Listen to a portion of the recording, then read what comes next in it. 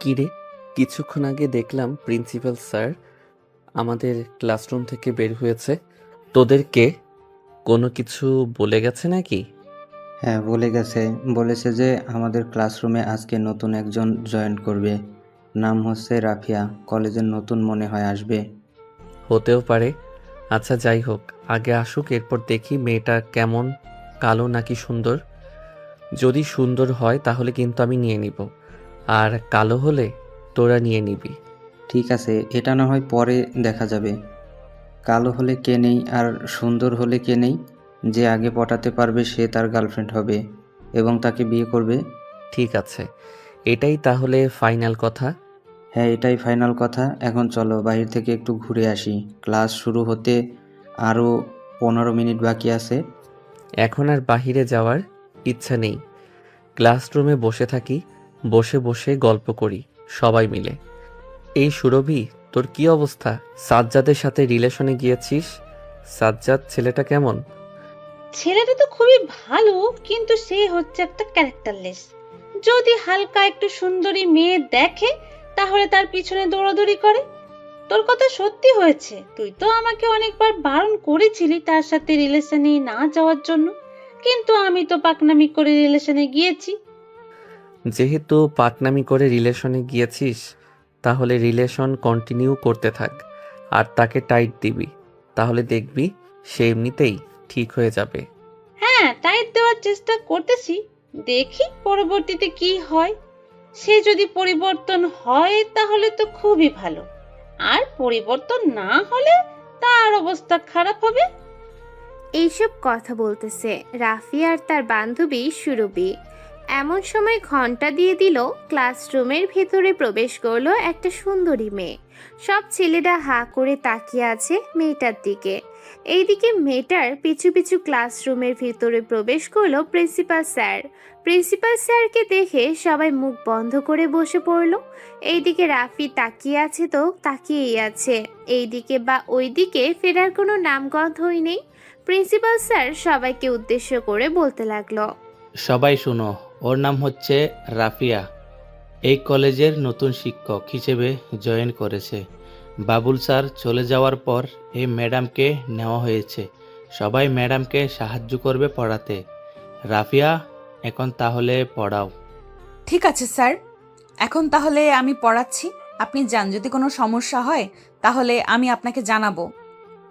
Principal sir চলে গেল। এইদিকে রাফিয়া সবাইকে উদ্দেশ্য করে বলতে লাগলো, সবাই কেমন আছো? ভালো আছো তো? আমি আমার পরিচয়টা দিয়ে দিতেছি। আমার নাম হচ্ছে রাফিয়া। এই কলেজে নতুন শিক্ষক হিসেবে জয়েন করেছি। ম্যাডাম, আমি সবচাইতে বেশি ভালো আছি আপনাকে দেখার পর। আরও অনেক বেশি ভালো হয়ে গেছি।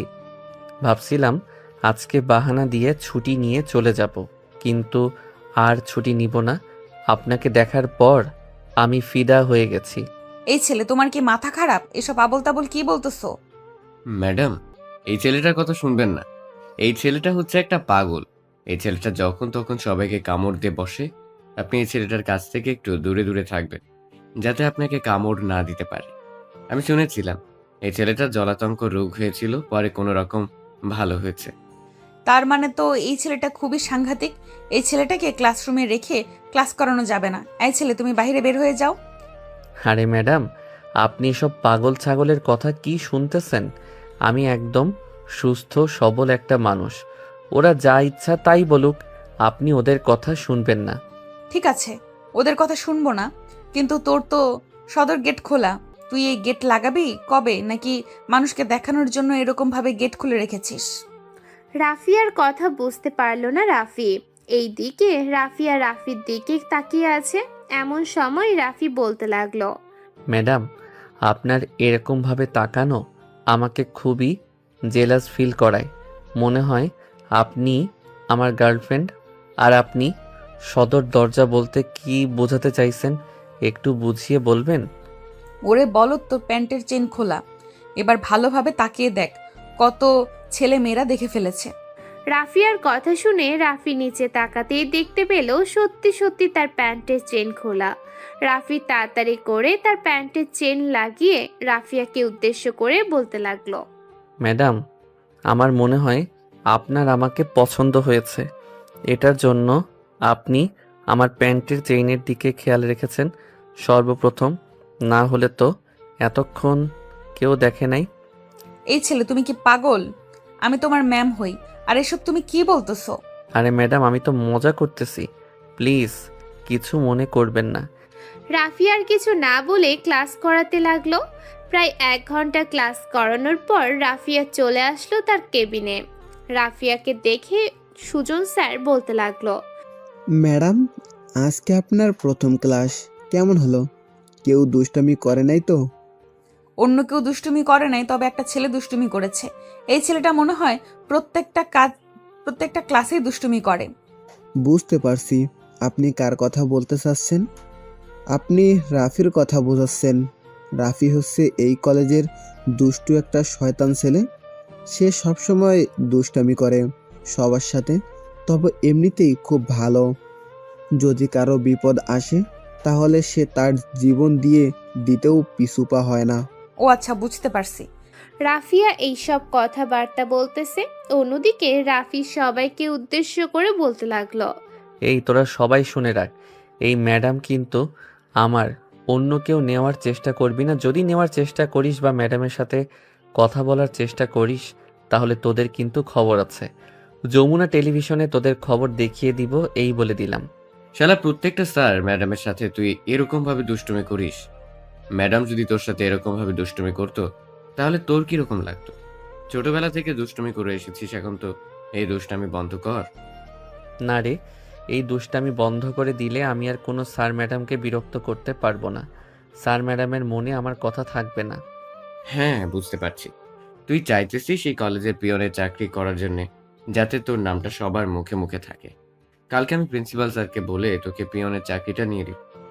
পিয়নের চাকরি করলে কিন্তু অনেক কিছু করতে হয়। এমনও হতে পারে স্যার ম্যাডামদের ওয়াশরুম পরিষ্কার করাতে পারে তোকে দিয়ে। শালা, আর কোনো কাজ পেলি না? এইসব কাজ আমার দ্বারা সম্ভব না, একমাত্র তোদের দ্বারা সম্ভব এইসব কাজ। তুই না বললি তোর নাম সবার মুখে মুখে থাকবে, তাই তো বলেছি যে পিয়নের চাকরি করার জন্য। দূর শালা, থাক তুই, এখন আমি যাই। এই বলে রাফি চলে আসলো বাহিরে। রাস্তার এক পাশে দাঁড়িয়ে চকলেট খাইতেছে। এমন সময় রাফিয়া ম্যাডাম এসে বলতে লাগলো, এই ছেলে, তুমি মনে হয় সিগারেট খাও, তাই না? না ম্যাডাম, আমি তো সিগারেট খাই না। আপনাকে কে বলেছে আমি সিগারেট খাই? আমি তো চকলেট খাচ্ছি।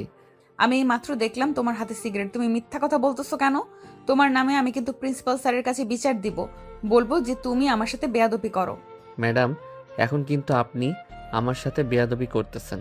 আমি কিন্তু সিগারেট খাই না। ঠিক আছে, তুমি যেহেতু বলতেছো সিগারেট খাও না, তাহলে অন্য বিচার দিব। বলবো যে তুমি আমাকে জড়িয়ে ধরে আমার ঠোঁটে কিস করার জন্য জোরাজুরি করেছো। ও আল্লাহ গো, এই মাইয়া তো দেখি ডাহা মিথ্যা কথা বলে। হায় আল্লাহ, আমাকে উঠাইয়া নাও এই মাইয়ার সামনে থাইকা। এই মাইয়া আমাকে বিপদে ফেলে দিবে এক নিমিষেই। হ্যাঁ, বিপদে তো ফেলে দিবই। আমার কথা মতো না চললে অবশ্যই বিপদে ফেলে দিব, যে কোনো জায়গায়, যে কোনো মুহূর্তে। আপনার আবার কি কথা শুনতে হবে? আমি তোমার ম্যাডাম। আমার যখন যা লাগবে, যখন যেটাই বলবো আনার জন্য, সেটাই আনবে। ঠিক আছে ম্যাডাম, এখন তাহলে আমি যাই। কোথায় যাইতেছো? তুমি চলে গেলে আমার জিনিস আইনা দিবে কে? এই নাও 200 টাকা। আমার জন্য বিরিয়ানি আইনা দাও দোকান থেকে। আর তোমার ফোন নাম্বারটা দিয়ে যাও, যে কোনো সময় যে কোনো কিছুর জন্য তোমাকে ফোন দিতে পারি আমি। আমি তো ম্যাডাম ফোন চালাই না, তবে আপনি চাইলে আমার আব্বুর সাথে আপনার পরিচয় করিয়ে দিতে পারি, যাতে আপনার সাথে আমার আব্বুর বিয়ে দিতে পারি। দামড়া মার্কা ছেলে হয়ে গেছে সেই কিনা বলতেছে এখন এই সব। কানের নিচে 2টা পড়লে একদম ঠিক হয়ে যাবে। যেটা আনার জন্য বলেছি তাড়াতাড়ি এনে তোমার ফোন নাম্বারটা দিয়ে এরপরে যাবে। রাফি চলে গেল ওইখান থেকে এইদিকে। রাফিয়া ম্যাডাম তার কেবিনে আসতেই ফাতিমা ম্যাডাম রাফিয়াকে উদ্দেশ্য করে বলতে লাগলো, কি ব্যাপার রাফিয়া ম্যাডাম, আপনি এই কলেজে নতুন এসে রাফির পেছনে লেগে পড়লেন? ছেলেটা কিন্তু খুবই দুষ্টু অনেক। এই দুষ্টু ছেলেকে কিভাবে ভদ্র বানাই এটা শুধু আপনারা দেখবেন। সে যদি দুষ্টু হয় তাহলে আমি দুষ্টুর রানী। এই বলে দিলাম। এই বলে রাফিয়া তার চেয়ারে বসে পরে ক্লাস করানোর জন্য অপেক্ষা করতে লাগলো। বেশ কিছুক্ষণ অপেক্ষা করার পর রাফি বিরিয়ানি নিয়ে আসলো। রাফিয়ার হাতে দিতে দিতে বলতে লাগলো, এইখানে 200 টাকার বিরিয়ানি আছে, আপনি আমাকে 200 টাকা দিয়েছেন, 200 টাকা নিয়ে এসেছি। খুব ভালো কাজ করেছেন। এখন এইখানে বসেন, এখানে বসে আমাকে এই বিরিয়ানিগুলো খাইয়ে দেন। রাফিয়ার কথা শুনে রাফি চমকে উঠল। কি বলবে বুঝতে পারতেছে না। বেশ কিছুক্ষণ পর এইভাবে যাওয়ার পর রাফিয়া বলতে লাগলো, কি ব্যাপার, এইভাবে চুপচাপ বসে আছেন কেন? আপনাকে তো একটা কথা বলেছি, তাড়াতাড়ি কাজ করে ফেলেন। দেরি করলে কিন্তু আমার মাথা গরম হয়ে যায়। 2 মিনিটের ভেতরে আমাকে খাইয়ে দিবেন। আমাকে আবার ক্লাস নিতে হবে। ম্যাডাম, আমি তো আমার নিজের হাতে নিজের খাবার খেতে পারি না, আবার আপনাকে খাইয়ে দিব কি করে? এত কিছু বুঝি না আমি। আমাকে খাইয়ে দিতে হবে, এটাই আমার শেষ কথা। আর যদি খাইয়ে না দাও তাহলে তোমার পানিশমেন্ট আছে। কি পানিশমেন্ট আছে শুনি একটু। আপনাকে দিয়ে আমাদের এই স্কুলের সকল ওয়াশরুম পরিষ্কার করাবো। পারবেন তো? ওয়াশরুম পরিষ্কার করা চাইতে আপনাকে খাইয়ে দেওয়া ভালো। এইদিকে আসেন, আমি খাইয়ে দেই আপনাকে। রাফিয়ার ম্যাডামকে খাইয়ে দিতে লাগলো। এইদিকে ফাতেমা ম্যাডাম হাঁ করে তাকিয়ে তাকিয়ে দেখতেছে। খাওয়ানো শেষ করে রাফি যে চলে যেতে যাবে, এমন সময় রাফিয়া ম্যাডাম রাফির পকেটে 200 টাকা দিয়ে বলতে লাগলো, এই নাও, এটা তোমার জন্য দিয়ে দিলাম। এটা দিয়ে তুমি চকলেট খাবে। পিচ্চি, যাও এখন। রাফি চলে আসলো বাহিরে। পকেটে হাত দিতেই দেখতে পেল টাকা আর একটা ফোন নাম্বার। টাকাটা পকেটে ঢুকিয়ে চলে আসলো রাস্তায়। একটা রিক্সা নিয়ে সোজা চলে আসলো বাসায়। কলিং বিল দিতেই আর তার আম্মু এসে দরজা খুলে দিল। রাফিকে দেখে বলতে লাগলো, কিরে, তুই না কলেজে গিয়েছিলি, এত তাড়াতাড়ি চলে আসলি কেন? তোর বন্ধুরা তো এত তাড়াতাড়ি আসে না। আরে আম্মু, ওরা পড়ালেখা করে না, এটার জন্য ওরা দেরিতে আসে। আর তুমি তো জানো আমি কেমন পড়ালেখা পারি, সো স্যার ম্যাডামরা আমাকে তাড়াতাড়ি ছুটি দিয়ে দেয়। জানি তুই কেমন পড়াশোনা করিস। যা, রুমে গিয়ে ফ্রেশ হয়ে নিয়ে যাই, খাবার দিয়ে দেই তোকে। এখন খাবার খেয়ে বাইরে বের হলে সারাদিন তোর আর খবর থাকবে না। সেই রাত 10টা বাজে তুই বাড়িতে ফিরবি, এটা খুব ভালো করেই জানি আমি। রাফি একটা মুচকি হাসি দিয়ে ওইখান থেকে চলে গেল তার রুমে। ফ্রেশ হয়ে নিচে এসে খাওয়া দাওয়া করে কিছুক্ষণ রেস্ট নিয়ে চলে আসলো বাহিরে। অন্যদিকে রাফিয়া ম্যাডাম তার সবগুলো ক্লাস শেষ করে চলে আসলো বাসায়। ফ্রেশ হয়ে খাওয়া দাওয়া করে বসে আছে। এমন সময় তার আম্মু বলতে লাগলো, কি রে রাফিয়া, আজকে নতুন কলেজে কেমন লাগলো তোর? সব স্যার ম্যাডামরা কেমন? আম্মু, সব স্যার ম্যামরা খুবই ভালো, এমনকি ছাত্রছাত্রীরাও। তবে একটা ছেলে খুবই দুষ্টু, তাকে দিয়ে আজকে আমি বিরিয়ানি আনাইছি। এরপর তার মাধ্যমে খাইয়েও নিয়েছি, সে আমাকে খাইয়ে দিয়েছে।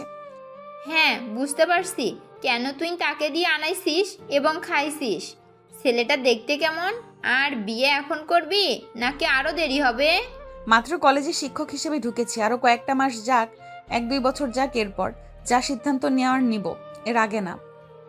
ও আচ্ছা, আবার দেখিস ছেলেটাকে নিয়ে অন্য কোথাও চলে যাস না কিন্তু। এখনকার দিনকাল ভালো না, ছেলের ব্যাপারে খোঁজ খবর নিয়ে রাখিস, কারো সাথে রিলেশনে আছে কি না। এখনকার ছেলে মেয়েরা তো বেশিরভাগ রিলেশনেই যায়। সব সময় আমরা তোকে সব দিক থেকে সাপোর্ট করেছি এবং সামনেও করে যাব। তোর যে ছেলে পছন্দ হবে ওই ছেলের সাথেই বিয়ে দেব, নিশ্চিন্তে থাক তুই। স্যার ম্যাডামদের মুখে যা শুনেছি, আশা করি ছেলেটা খুবই ভালো। তবে দেখা যাক, যদি ছেলে ভালো হয় আমি কিন্তু আম্মু এই ছেলেকেই বিয়ে করবো, এই বলে দিলাম। ঠিক আছে, যা, তোর যাকে পছন্দ হবে আমরা তার সাথেই বিয়ে দেব, তোর চিন্তা করিস না। বিকাল 5টা। রাফি চলে আসলো তার বন্ধু বান্ধবীদের সাথে খেলার মাঠে। বেশ কিছুক্ষণ আড্ডা দিয়ে ওইখান থেকে চলে যেতে যাবে, এমন সময় রাফির বন্ধু বলতে লাগলো, কিরে রাফি, ম্যাডামের সাথে দেখলাম তোর অন্যরকম সম্পর্ক। প্রথম দিন ম্যাডামকে পটিয়ে ফেলেছিস নাকি? পটিয়ে ফেলেছি মানে? একবারে নিজের বাড়িতে নিয়ে চলে গেছি, চিন্তা করিস না, কয়েকদিন পর তোদের ভাবি হয়ে যাবে। ঠিক আছে, দেখা যাবে। আর যদি না হয় তাহলে তোর খবর আছে, এই বলে দিলাম। রাফি এইসব কথা বলতেছে আর বাড়ির দিকে যাইতেছে। বেশ কিছুক্ষণের মধ্যে চলে আসলো বাসায়। কলিং বেল দিতেই তার আম্মু এসে দরজা খুলে দিল আর বলতে লাগলো, এই রাফি, তোর চাচাতো বোন এসেছে। রায়সা তোর রুমে বসে আছে, গিয়ে দেখ। রাফি কিছু না বলে চলে আসলো তার রুমে। এসে দেখে তার চাচাতো বোন রাইসা বসে আছে। রাইসাকে দেখে রাফি বলতে লাগলো, রাইসা, তুই হঠাৎ আমাদের বাসায় কোনো দরকার আছে নাকি? হ্যাঁ, দরকার আছে।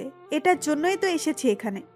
আমি আর ওই কলেজে পড়ালেখা করব না, তোমাদের কলেজে ভর্তি হব। তোমাদের কলেজ নাকি অনেক ভালো, অনেকের কাছে জিজ্ঞেস করলাম।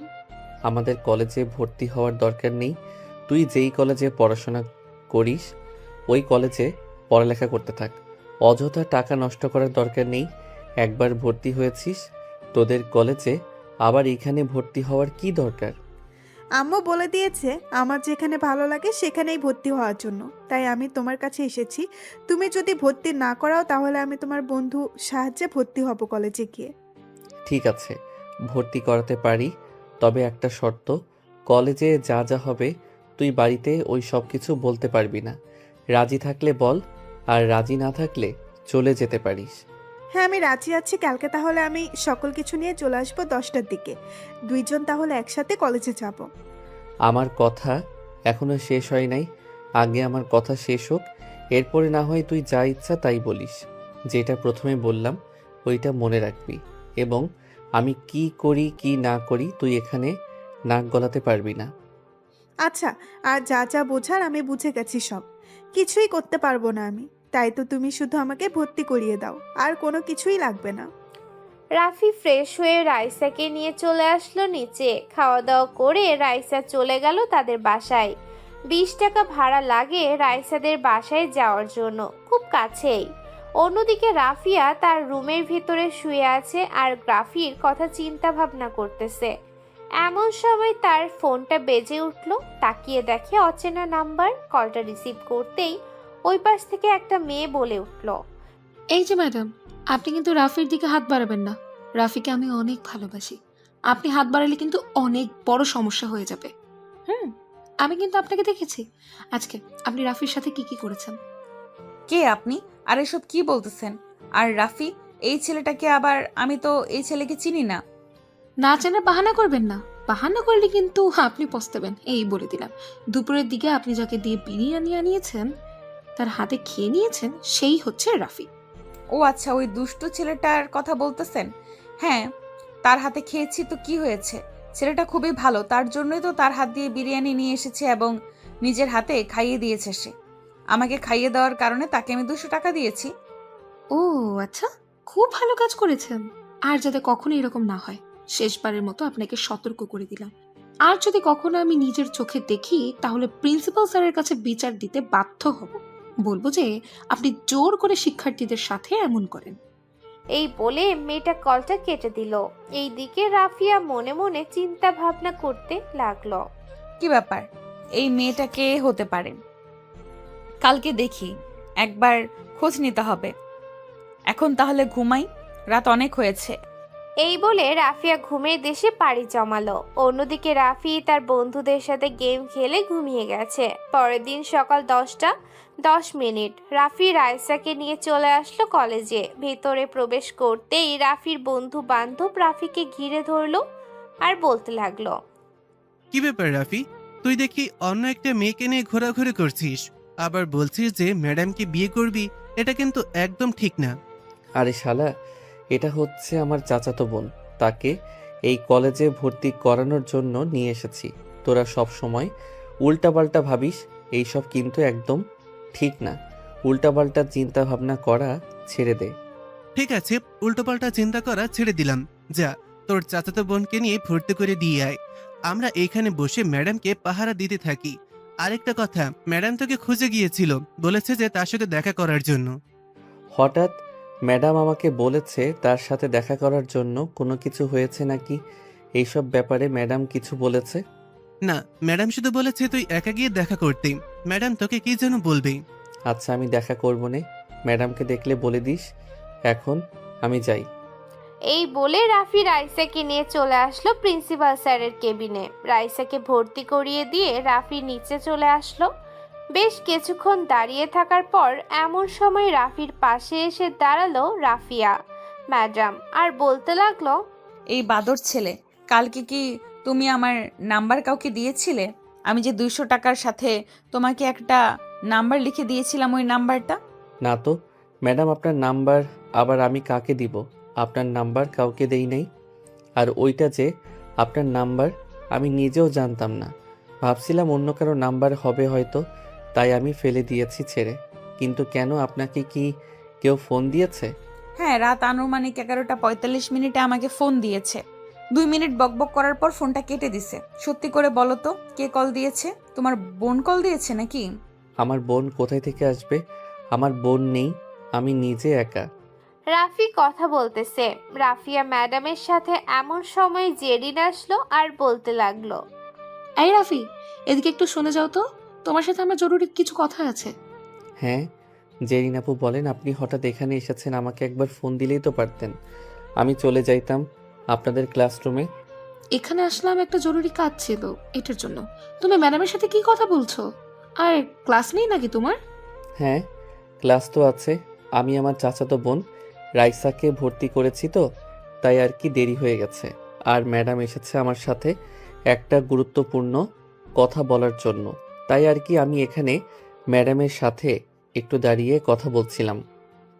ও আচ্ছা, কথা বলার দরকার নেই, তাড়াতাড়ি ক্লাসে যাও, সামনে তো আবার তোমাদের পরীক্ষা। আর রাফিয়া ম্যাডাম, আপনি তো জানেন যে সামনে তাদের পরীক্ষা, তারপর আপনি কেন তাকে দাঁড় করিয়ে প্রশ্ন করছেন? তাকে কেন প্রশ্ন করতেছি এটা তো আপনার জানার বিষয় না। তার সাথে আমার জরুরি কথা ছিল, তাই আমি তাকে দাঁড় করিয়ে প্রশ্ন করেছি।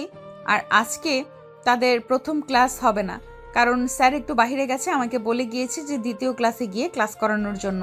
তাই আমি রাফিকে দাঁড় করিয়েছি, ক্লাস থাকলে কখনো দাঁড় করাতাম না। আর আপনার গলার স্বর কেমন যেন চেনা চেনা লাগতেছে। আপনি কি কালকে আমাকে কল দিয়েছিলেন? আমি কেন আপনাকে কল দিতে যাব? আপনি তো আর আমার আত্মীয় না যে আপনাকে রাতের বেলা আমি কল দিতে যাব। আচ্ছা রাফি, তুমি ক্লাসরুমে যাও, তোমার সাথে পরে কথা হবে। গেলাম তাহলে এখন। জেরিন চলে গেল।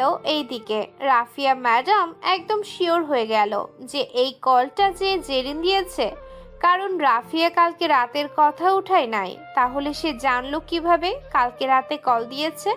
এইসব চিন্তা ভাবনা করতে করতে রাফিয়া ম্যাডাম চলে গেল তার কেবিনে। বেশ কিছুক্ষণ পর রাফিয়া ম্যাডাম ক্লাসরুমে এসে ক্লাস করাতে লাগলো। পুরো ক্লাস রাফির দিকে তাকিয়েছিল। এদিকে রাফি ও ম্যাডামের দিকে তাকিয়েছিল। তাকিয়ে থাকবে না কেন? অবশ্যই তাকিয়ে থাকতে হবে, কারণ ম্যাডাম যেরকম সুন্দরী সেই রকম দেখতেও হট। দেখতে দেখতে বিকাল হয়ে আসলো। বিকালে কলেজে ছুটি দেওয়ার পর রাফিয়া ম্যাডাম তার কেবিনে বসে কি যেন করতেছে। এমন সময় তার কেবিনের ভিতরে প্রবেশ করলো জেরিন আর বলতে লাগলো, রাফিয়া ম্যাডাম, আপনাকে শেষবারের মতো বলে দিচ্ছি, আপনি রাফির সাথে কথা বলবেন না। আর যদি কখনো দেখি আপনি রাফির সাথে কথা বলছেন তাহলে কিন্তু কি বলেন আমাকে? আমিও শুনতে চাই, কি করতে পারেন আপনি? রাফির সাথে আমি 100 বার কথা বলবো। রাফি যদি আমাকে পছন্দ করে তাহলে সে আমার সাথে কথা বলতেই পারে, আর আপনি যদি তাকে আটকাতে চান তাহলে আটকাতে পারেন, আমি এখানে বাধা দিব না আপনাকে। এই বলে রাফিয়া তার ব্যাগপত্র নিয়ে চলে আসলো বাহিরে। বেশ কিছুক্ষণ অপেক্ষা করার পর রাফিয়া ম্যাডাম একটা রিক্সা নিয়ে চলে গেল বাসায়। অন্যদিকে রাফি বসে আছে। এমন সময় তার ফোনটা বেজে উঠল। তাকিয়ে দেখে রোহান কল দিয়েছে। কলটা রিসিভ করতেই ওই পাশ থেকে রোহান বলতে লাগলো, এই রাফি, জেরিন আপু রাফিয়া ম্যাডামকে অনেক কিছু বলেছে রে। রাফিয়া ম্যাডাম দেখলাম রেগে রিক্সা দিয়ে চলে গেছে। হঠাৎ জেরিন আপু তো রাফিয়া ম্যাডামকে কিছু বলতে যাবে কেন? আমি তো কিছুই বুঝতেছি না। রাফিয়া ম্যাডাম রেগে যখন চলে যাচ্ছিল তখন তুই কিছু জিজ্ঞেস করতে পারলি না? আমি জিজ্ঞাসা করার চেষ্টা করেছিলাম, কিন্তু ম্যাডাম আমাকে কিছুই বলে নাই। আমাকে যদি বলতো তাহলে আমি অবশ্যই তোকে বলতাম। আচ্ছা, বিকেলবেলা মাঠে আসিস, বাকি কথা বিকেলবেলা হবে। আর আজকে তাড়াতাড়ি চলে আসিস, কালকের মতন দেরি করিস না কিন্তু। এই বলে রোহান কলটা কেটে দিল। এইদিকে রাফি বসে বসে টিভি দেখতেছে আর তার আম্মু তাকে খাইয়ে দিতেছে। এমন সময় রাফির আম্মু রাফিকে উদ্দেশ্য করে বলতে লাগলো, কিরে রাফি, আজকে কথা হয় নাই নাকি তোর ওই ম্যাডামের সাথে? হ্যাঁ আম্মু, কথা হয়েছে, কিন্তু একটা সমস্যা হয়েছে। সমস্যাটা হচ্ছে আমাদের সিনিয়র একেবারে লাস্ট ব্যাচের একটা মেয়ে ম্যাডামকে কি যেন বলেছে, তাই ম্যাডাম রাগ করে হয়তো বাসায় চলে গেছে। ও আচ্ছা, তোর কাছে ফোন নাম্বার নেই? ফোন নাম্বার থাকলে কল দে, কল দিয়ে জিজ্ঞেস কর কি হয়েছে, তাহলেই তো তোকে বলবে। হ্যাঁ নাম্বার ছিল, কিন্তু আমি নাম্বারটা ফেলে দিয়েছি। ভাবছিলাম ওই নাম্বারটা অন্য কারো, তাই আর কি মুখস্থ করে রাখি নাই। তবে তুমি চাইলে প্রিন্সিপাল স্যারকে কল দিয়ে ম্যাডামের নাম্বারটা নিতে পারো। প্রিন্সিপাল স্যার তো আবার তোমার খুব কাছের ফ্রেন্ডের বর। আচ্ছা, তুই কোনো চিন্তা করিস না, রাতে আমি নাম্বারটা নিয়ে নেব, পরে যখন খেতে আসবি তখন না হয় আমি তোকে দিব। ঠিক আছে আম্মু, তখন না হয় নাম্বারটা দিও আমাকে। রাফি খাওয়া দাওয়া করে চলে আসলো বিকেল বেলা খেলার মাঠে। বন্ধুদের সাথে ফুটবল খেলে বাড়ির দিকে চলে গেল। রাফি সন্ধ্যা 7টা। বাড়ির ভেতরে প্রবেশ করতে রাফির আম্মু বলতে লাগলো, রাফি, আমি কল দিয়েছিলাম তোর ম্যাডামকে, বেশ কিছুক্ষণ কথা বললাম, কথার স্টাইল শুনে তো খুবই ভালো লাগছে আমার। আমিও চিন্তা ভাবনা করেছি যে এই মেয়েটাকেই আমি আমার বাড়ির বউ করে আনবো। ঠিক আছে, তুমিও যেহেতু রাজি, আমিও যেহেতু রাজি, এখানে আর বাধা দেওয়ার কে আসবে বলো তুমি? হ্যাঁ, এখন রুমে যা, তো ম্যাডাম বলেছে তুই বাড়িতে আসলে ফোন দেওয়ার জন্য, গিয়ে ফোন দিয়ে কথা বলতে থাক, বাকিটা পরে আমি দেখে নিব। আচ্ছা আম্মু, এখন তাহলে যাই আমি। এই বলে রাফি চলে আসলো উপরে। ফ্রেশ হয়ে বেশ কিছুক্ষণ বসে থাকার পর রাফি কল দিল রাফিয়াকে। রাফির নাম্বার দেখে রাফিয়া চলে আসলো উপরে। কলটা রিসিভ করে বলতে লাগলো, এই রাফি, তুমি কি ওই মেয়েটার সাথে রিলেশন করো? ওই মেয়েটা সকালে তোমাকে বলেছে ক্লাসরুমে যাওয়ার জন্য ওই মেয়েটার সাথে? না ম্যাডাম, ওই মেয়েটা তো আমাদের সিনিয়র। ওই মেয়েটাকে আমরা সবাই সম্মান করি। কেন, আপনাকে কিছু বলেছে নাকি? হ্যাঁ, অনেক কিছু বলেছে। তার মধ্যে থেকে বলেছে যে তোমার সাথে কথা না বলার জন্য, আর যদি কথা বলি তাহলে সে অনেক কিছু করবে আমাকে। আপনি নিশ্চিন্তে থাকতে পারেন, উনি আপনাকে কোনো কিছুই করবে না। যদি আপনাকে কোনো কিছু করে বা কোনো কিছু আবার বলে তাহলে আমাকে বলবেন। হয়েছে, তোমার আর কিছু করতে হবে না, পিচ্চি একটা। এখন চুপচাপ খাওয়া দাওয়া করে কিছুক্ষণ পরে এরপরে ঘুমাও। ঠিক আছে, ফোন রাখলাম তাহলে এখন। এই বলে রাফি কলটা কেটে দিল। কলটা কেটে দিলে চলে আসলো নিচে। নিচে আসতেই দেখতে পেল তার চাচাতো বোন রাইসা তার আম্মুর সাথে বসে বসে গল্প করতেছে। এমন সময় রাফিকে দেখে রাইসা বলতে লাগলো, রাফি ভাইয়া বলবো নাকি সবকিছু? তুমি যে কলেজে গিয়ে কি কি করো বললে, কিন্তু খুব মায়ের খেতে পারবে।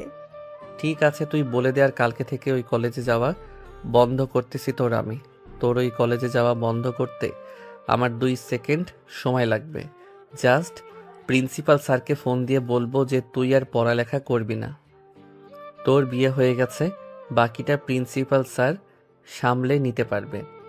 থাক, বলবো না কোনো কিছু, তবুও প্লিজ ওই কলেজ থেকে বের করে দিও না ভাইয়া আমাকে। ঠিক আছে ঠিক আছে। আর আম্মু, আমাকে খাবার দাও, খুব ক্ষুধা লাগছে। নিজের খাবার নিজের হাতে খেয়ে নে, আর যদি নিজের হাতে না নিতে পারিস তাহলে বিয়ে করে ফেল। আমি তো জানি তুই আমাকে বিয়ে করার জন্য এই বাড়িতে ছুটে আসিস, কিন্তু আসলেও আর কোনো লাভ হবে না, কারণ আমি তোকে বিয়ে করব না। বিয়ে করলে ওই রাফিয়া ম্যাডামকে বিয়ে করব। আমি কি তোকে একবারও বলেছি নাকি যে তোকে বিয়ে করব? আজাইরা ফাউল কথা বলিস না, এই বলে দিলাম। এই বলে রাফি আর রাইসা দুইজন ঝগড়া করতে লাগলো। দুইজনের এরকম ঝগড়া দেখে রাফির আম্মু বলতে লাগলো, রাফি, গিয়ে খাবার টেবিলে বস চুপচাপ, আমি আসতেছি। আর আয়শা, তুই খাবার খেয়ে যেতে পারিস, আর যদি না খাস তাহলে তোর রুম তো এই বাড়িতে আছে, গিয়ে ঘুমিয়ে থাক। তোমার ছেলে যেখানে থাকবে ওইখানে আমি থাকবো না, আমি আমাদের বাসায় চলে যাইতেছি। এই বলে রাইসা ওইখান থেকে চলে গেল। অন্যদিকে জেরিন তার রুমের ভেতরে বসে আছে। এমন সময় তার ফোনটা বাজতে লাগলো। তাকিয়ে দেখে তার বান্ধবী কল দিয়েছে। কলটা রিসিভ করতে ওই পাশ থেকে তার বান্ধবী বলতে লাগলো, কি রে জেরিন, তুই নাকি রাফিকে পছন্দ করিস, এটা কি শুনলাম? হ্যাঁ, আমি তো অনেক আগে থেকেই রাফিকে পছন্দ করি। তোদেরকে না একদিন বললাম যে আমি রাফিকে পছন্দ করি? কেন হঠাৎ তোরা এই কথা জিজ্ঞেস করছিস কেন? এমনিতেই জিজ্ঞেস করলাম, রাফি তো অনেক জুনিয়র, তাই আর কি।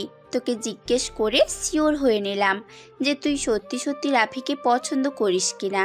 কিন্তু রাফিকে পছন্দ করলে তো আর হবে না, রাফির আব্বু আম্মুরও পছন্দ হতে হবে। যদি পছন্দ হয় তাহলে তুই ওই বাড়িতে যেতে পারবি, আর যদি তাদের পছন্দ না হয় তাহলে কি তুই ওই বাড়িতে যেতে পারবি? তুই কিছু একটা বুদ্ধি দে, তোর বুদ্ধি তো আবার মাঝে মধ্যে কাজে লেগে যায়। এরকম একটা বুদ্ধি দে যে আমি ওইটা করলেই অবশ্যই ওই বাড়ির বউ হতে পারবো। তোকে কি বুদ্ধি দিব, একটু ওয়েট কর, চিন্তা ভাবনা করে দেখি। হ্যাঁ, পেয়েছি একটা বুদ্ধি। তুই এক কাজ কর, আমার মনে হয় না রাফির আম্মু রাফিয়া ম্যাডামের সাথে কথা বলেছে। তুই রাফিয়া ম্যাডাম সেজে রাফিদের বাড়িতে যা, আর রাফির আম্মুকে পটিয়ে ফেল। পটিয়ে সটিয়ে সারাদিন তাদের বাড়িতে থেকে পরে কলেজ ছুটি হওয়ার আগে চলে আসবি কিন্তু। ঠিক আছে, যদি এই বুদ্ধিটা কাজে লাগে তাহলে তো খুবই ভালো হবে। আমি কালকে সকালবেলা তাদের বাড়ি চলে যাব, গিয়ে দেখি কি হয়। বলেছি বলে আবার এই না যে তুই সকাল সকাল চলে যাবি। রাফি হয়তো 10টা থেকে 10:30টার মধ্যে যেহেতু কলেজে থাকে, তার মানে বোঝা যায় সে 10টার পর কলেজের জন্য বাইরে বের হয়। তুই ওই সময়টা তাদের বাড়িতে যাবি। ঠিক আছে, তুই যেহেতু বলেছিস ওই সময় তাদের বাড়িতে যাওয়ার জন্য, তাহলে আমি ওই সময় তাদের বাড়িতে যাব। এখন তাহলে ফোন রাখলাম। জেরিন কলটা কেটে দিল। অন্যদিকে রাফি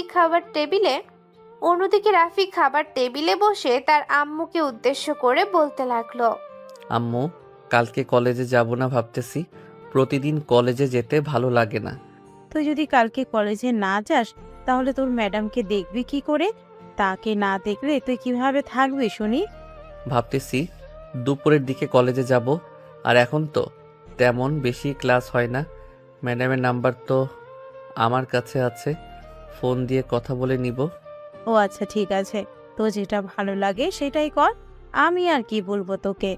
এখন গিয়ে ঘুমা তাহলে, খাওয়া দাওয়া শেষ হয়েছে তোর, আর কোনো তো কাজ নেই। রাফি চলে গেল তার রুমে। বিছানায় শুয়ে পড়তেই কখন যে ঘুমের দেশে পাড়ি জমালো খেয়াল নেই তার। পরের দিন সকাল 10টা, রাফি ঘুম থেকে উঠে ফ্রেশ হয়ে বসে আছে নিচে। এমন সময় তার ফোনটা বেজে উঠলো। তাকিয়ে দেখে রাফিয়া কল দিয়েছে। কলটা রিসিভ করতেই ওই পাশ থেকে রাফিয়া বলতে লাগলো, কি ব্যাপার রাফি, সকাল 10টার উপরে বাজে, তুমি এখনো কলেজে আসো নাই কেন?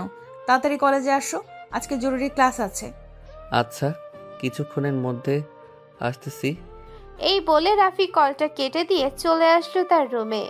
রেডি হয়ে কলেজের উদ্দেশ্যে রওনা দিয়ে দিল। অন্যদিকে জেরিন রাফিদের বাড়ির এক সাইডে দাঁড়িয়ে রাফির যাওয়ার দিকে খেয়াল করলো। রাফি কিছুটা দূরে চলে যেতেই জেরিন বাড়ির ভেতরে প্রবেশ করলো। কলিং বেল দিতেই রাফির আম্মু এসে দরজা খুলে দিল। জেরিনকে দেখে বলতে লাগলো, কে তুমি, আর এখানে কি চাই তোমার? আমি হচ্ছি রাফিয়া রাফির কলেজের ম্যাডাম। রাফিকে কলেজে পাঠিয়েছি, আজকে গুরুত্বপূর্ণ ক্লাস আছে তার। আমি এসেছি আপনার সাথে গল্প করার জন্য।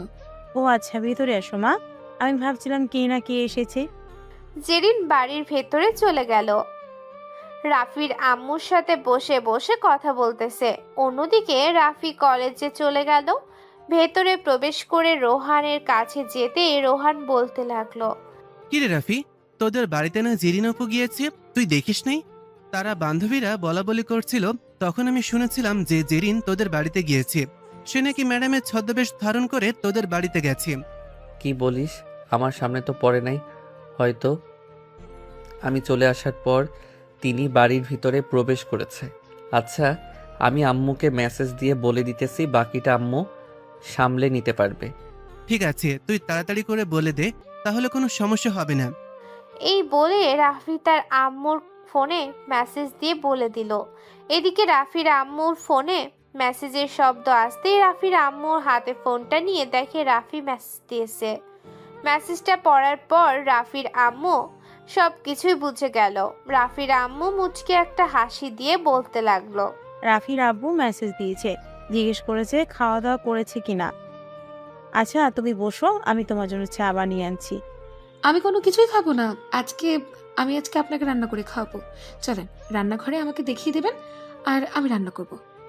আরে তোমার এত কষ্ট করতে হবে না, এই বাড়িতে যেদিন একেবারে চলে আসবে ওই দিন তোমাকে রান্না করতে দিব। বসো সোফায়, আমি রান্না করি। রাফি বলে গেছে যে আজকে তাড়াতাড়ি চলে আসবে, দুটো ক্লাস করে রাফির সাথে খাওয়া দাওয়া করে এরপরে যাবে। আমি রাফিকে বলে দিব তোমাকে যাতে বাড়ি অবধি পৌঁছে দিয়ে আসে। রাফির কথা শুনে জেরিন কিছুটা ভয় পেয়ে গেল, কিন্তু নিজেকে সামলে নিয়ে আবারও জেরিন বলতে লাগলো, না আমি কিছুক্ষণের জন্যই এসেছি, আবার চলে যাব। আমি রাফিকে বলিনি যে আমি আপনাদের বাড়িতে এসেছি। আপনিও বলবেন না কিন্তু রাফিকে। ঠিক আছে, বলবো না, তুমি বসো, আমি রান্না বসিয়ে দিতেছি। রাফির আম্মু রান্না করতেছে, এইদিকে জেরিন সোফায় বসে বসে চিন্তা করতেছে এখন কিভাবে এই বাড়ি থেকে বের হবে। এইসব চিন্তা ভাবনা করতে করতে তার ফোনটা বেজে উঠল। তাকিয়ে দেখে ফারজানা কল দিয়েছে। কলটা রিসিভ করতেই ওই পাশ থেকে বলতে লাগলো, জেরিন, তুই যেখানেই থাকিস না কেন তাড়াতাড়ি কলেজে চলে আয়।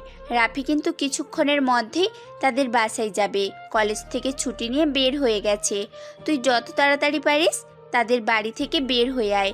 যদি তোকে ওই বাড়িতে দেখে তাহলে কিন্তু আরও একটা সমস্যা হবে। তোরা একটু রাফিকে আটকিয়ে রাখ। এখন যদি আমি বাড়ি থেকে বের হয়ে যাই তাহলে নিশ্চিত রাফির আম্মু সন্দেহ করবে, তখন আরও অনেক বড় সমস্যা হবে। আরে আটকাবো কি করে? সে অলরেডি একটা রিক্সা নিয়ে চলে গেছে, হয়তো তার বাড়ির কিছুটা কাছাকাছি আছে। তুই যত তাড়াতাড়ি পারিস ওই বাড়ি থেকে বের হ। জেরিন তাড়াতাড়ি করে ফোনটা কেটে দিয়ে চলে আসলো রান্নাঘরে। এসে দেখে রাফির আম্মু রান্না করতেছে। রাফির আম্মুকে উদ্দেশ্য করে জেরিন বলতে লাগলো, আন্টি আজকে তাহলে যাই আমি। আমার বান্ধবী খুবই অসুস্থ, আমাকে ফোন দিয়েছে, বলেছে যে এখনই তাদের বাড়িতে যাওয়ার জন্য। তোমার বান্ধবীর বাড়িতে পরে যাবে, আগে এখানে বসে খাওয়া দাওয়া করে এরপরে যাবে। আমি তোমার জন্য রান্না করছি। আপনি বুঝছেন না, আমি যদি এখন এখানে থাকি তাহলে অনেক বড় সমস্যা হয়ে যাবে। আমি এখন চলে যাই। জেরিন এইসব কথাবার্তা বলতেছে এমন সময় বাড়ির কলিং বেল বেজে উঠল।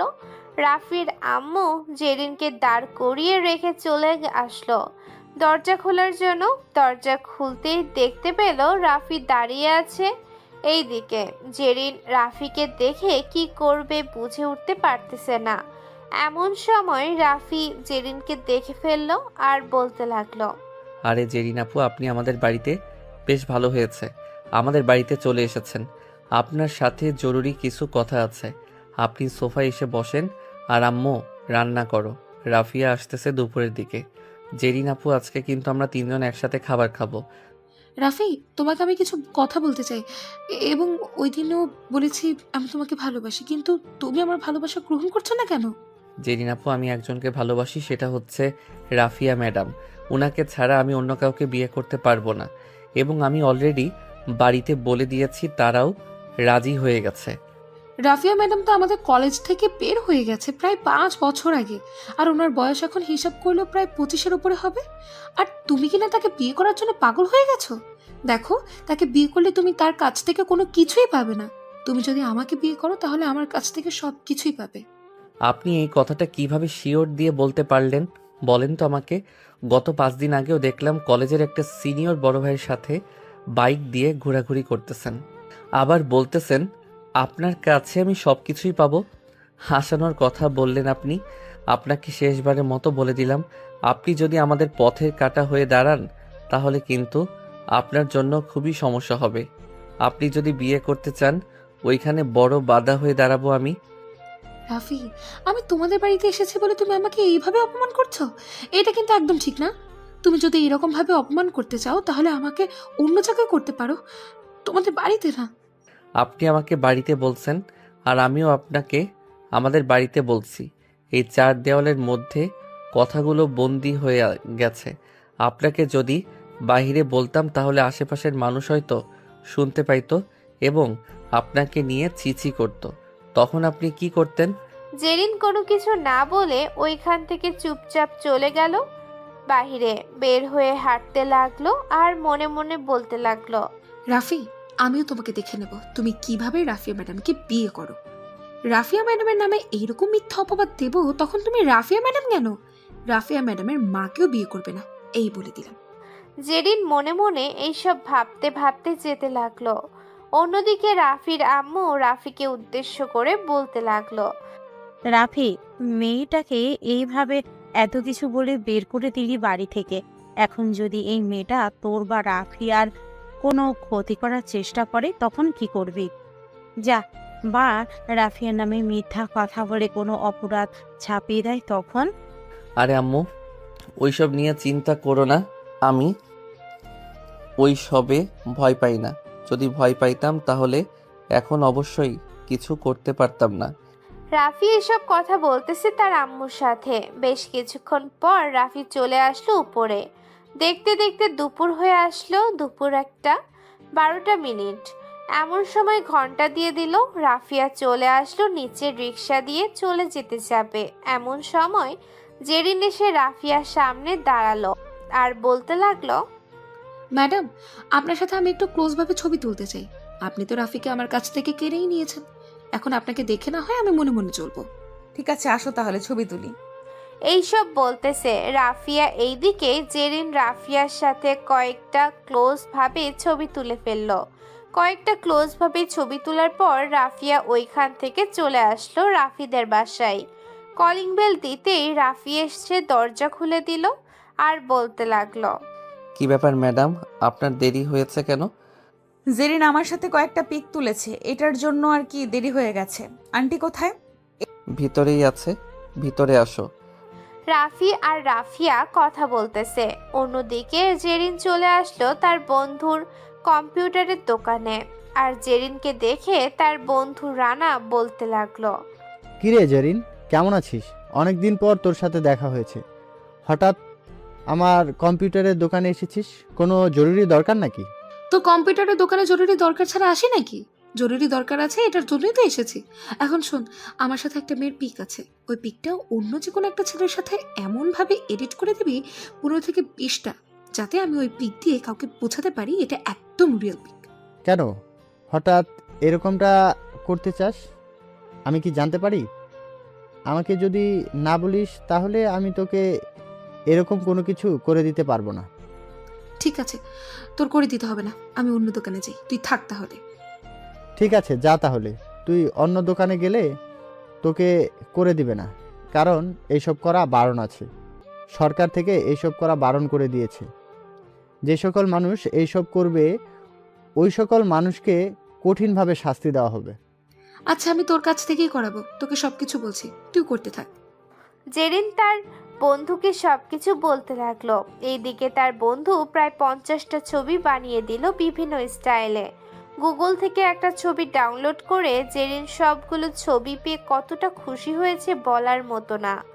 জেরিন তার বন্ধুকে টাকা দিয়ে ওইখান থেকে চলে আসলো কলেজ মাঠে। তার বন্ধুদেরকে এসব ছবি দেখাতেই তার বন্ধুরা অবাক হয়ে গেল, কারণ একদম বাস্তব ছবির মতো। এইদিকে ফারজানা ছবিগুলো দেখে বলতে লাগলো, এই জেরিন, আমার তো পুরনো একটা ফেসবুক আইডি আছে, শুধু এমনিতেই খুলে রেখেছিলাম, কোনো কিছু আপলোড করা হয় নাই। তুই চাইলে ওই ফেসবুকটা ব্যবহার করে যে কোনো একটা নাম দিয়ে এই ছবিগুলো ফেসবুক আইডিতে 2টা পোস্ট করে রাফিকে ফ্রেন্ড রিকোয়েস্ট পাঠা।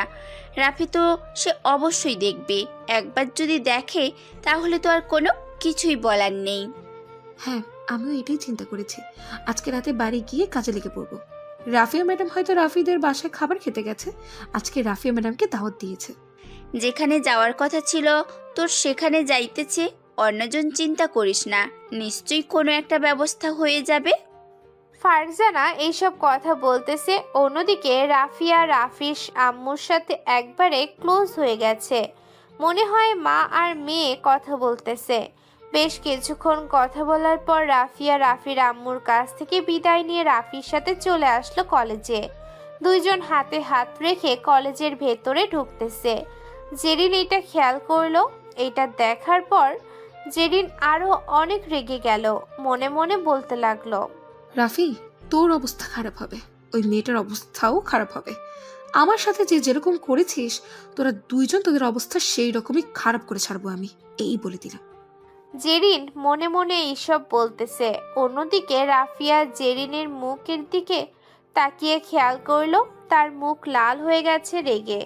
রাফিয়া রাফিকে উদ্দেশ্য করে বলতে লাগলো, এই যে দুষ্টু, ওই যে দেখো, তোমাকে যে মেয়েটা ভালোবাসে ওই মেয়েটার মুখ রাগে লাল হয়ে গেছে। তুমি যদি আমাকে ছেড়ে চলে যাও তাহলে তোমাকে আমি খুন করে ফেলবো। কখনোই ছেড়ে যাব না, তবে আমি যাতে এমন কোনো কিছু না দেখি তোমার। যদি এমন কোনো কিছু দেখি তাহলে কিন্তু খুবই খারাপ হবে। ঠিক আছে, এমন কোনো কিছুই হবে না, নিশ্চিন্তে থাকতে পারো। রাফি এইসব কথা বার্তা বলতেছে রাফিয়ার সাথে। এইদিকে রাফিয়া চলে আসলো তার কেবিনে। ভিতরে প্রবেশ করতেই ফাতেমা ম্যাডাম বলতে লাগলো, বাহ রাফিয়া ম্যাডাম, আপনাদের তো খুব ভালো মানাইছে, মনে হচ্ছে রাজার ছেলে আর রাজার মেয়ে। তবে দেখো, আবার এইরকম সুখ কিন্তু অনেকের সহ্য হয় না। তোমাদের জীবনে কিন্তু অনেক বাধা আসতে পারে, বাধাগুলো কাটাতে হবে। হ্যাঁ, তবে আমি মনে করতেছি এই জিনিসটা খুবই সামনে আসতে চলেছে। এই জিনিসটা কিভাবে কাটাবো আমি কিছুই বুঝতেছি না। রাফি যদি ঠিক থাকে তাহলে আশা করি কেউ কোনো কিছু করতে পারবে না। আর যদি রাফি ঠিক না হয় তাহলে হয়তো তোমার অনেক বড় ক্ষতি হয়ে যেতে পারে। হ্যাঁ, তবে এটা নিয়ে আমার ভয় নেই। আমার ভয় হচ্ছে রাফিকে নিয়ে। রাফির যদি কোনো কিছু ক্ষতি হয়ে যায় তাহলে আমি তার মাকে কি জবাব দিব? আমি তো রাফির আম্মুকে বলে এসেছি রাফি কখনো কোনো কিছু হবে না আমি যতদিন বেঁচে আছি। হ্যাঁ, এটা সবাই চায়, তবে আমি তোমাদের মধ্যে যেটা দেখেছি এটা অন্য কারোর মধ্যে দেখি নাই। তোমরা এ কয়েকদিনে মধ্যে কতটা ক্লোজ হয়ে গেছো, আশা করি বিয়ের পরও ততটা ক্লোজ হয়ে থাকবে। দুইজন ম্যাডাম এইসব কথাবার্তা বলতেছে। অন্যদিকে জেরিন বসে বসে তার কাজ করতেছে। ফারজানার অনেক দিনের আগের আইডিটা লগ ইন করলো। কভার ফটো এবং প্রোফাইল ফটো দিয়ে বিভিন্ন লোকেশন দিয়ে সেট করে রাখলো। সবকিছু সেট করে রাখার পর জেরিন মনে মনে বলতে লাগলো, রাফি, আমিও দেখতে চাই তোমাদের এই কয়েকদিনের সম্পর্ক কিভাবে টিকিয়ে রাখো। এই ছবিটা দেখলে আশা করি আর কোনো কিছুই লাগবে না তোমাদের সম্পর্ক ভাঙার জন্য, কারণ এই ছবি দিয়ে সবকিছুই বোঝা যায়। জেরিন মনে মনে এইসব কথা বলতেছে আর মুচকি মুচকি হাসতেছে। এমন সময় ফারজানা জেরিনকে উদ্দেশ্য করে বলতে লাগলো, জেরিন, এত হাসাহাসি করিস না। এত হাসাহাসি করলে কিন্তু দুজনের চোখে পড়লে অবশ্যই তারা বুঝে যাবে যে তুই এই রকম কাজ করেছিস।